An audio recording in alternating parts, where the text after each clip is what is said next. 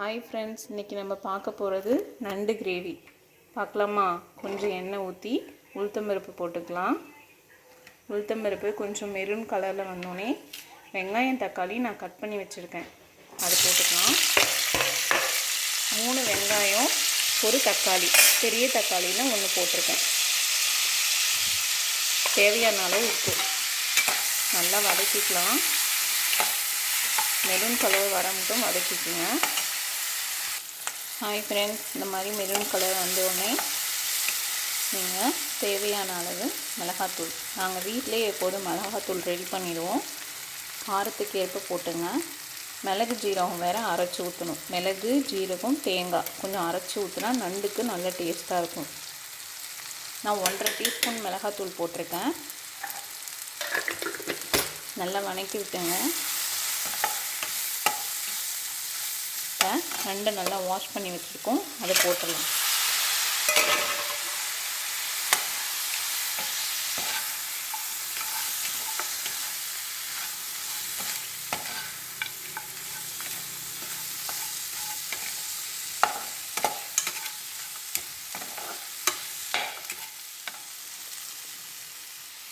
கொஞ்சமாக தண்ணி விட்டுங்க.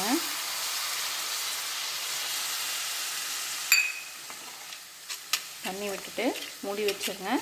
அதை கட்டியும் மிளகு ஜீரகம் அரைச்சி ஊற்றிடலாம். ஓகேவா, மூடி வச்சுருங்க. பெருஞ்சீரகம் கொஞ்சம்,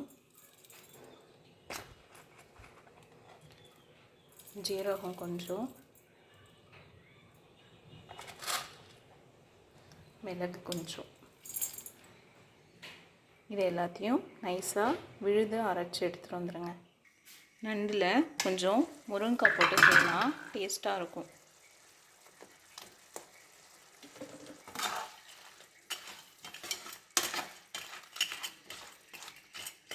அப்படியே கொஞ்சம் குக் ஆகட்டும். நம்ம தேங்காய் பெருஞ்சீரகம் அரைச்சி எடுத்துகிட்டு வந்துடலாம்.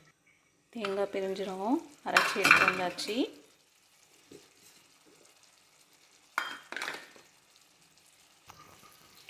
இதான் தேங்காய் பெருஞ்சீரகம் அரைச்சி இதை விடலாம்.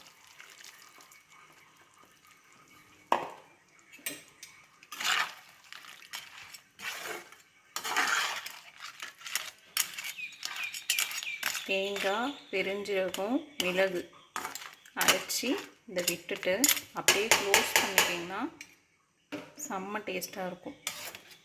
நண்டு கிரேவி ரெடி ஆகிடும். உப்பு பார்த்துக்கலாம். எனக்கு கொஞ்சம் உப்பு கம்மியாக இருக்குது. உங்களுக்கு தேவையான அளவு உப்பு போட்டுங்க.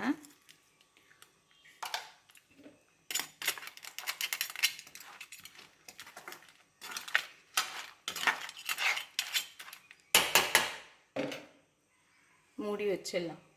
ஒரு 10 நிமிஷம் வெந்தால் போதும்.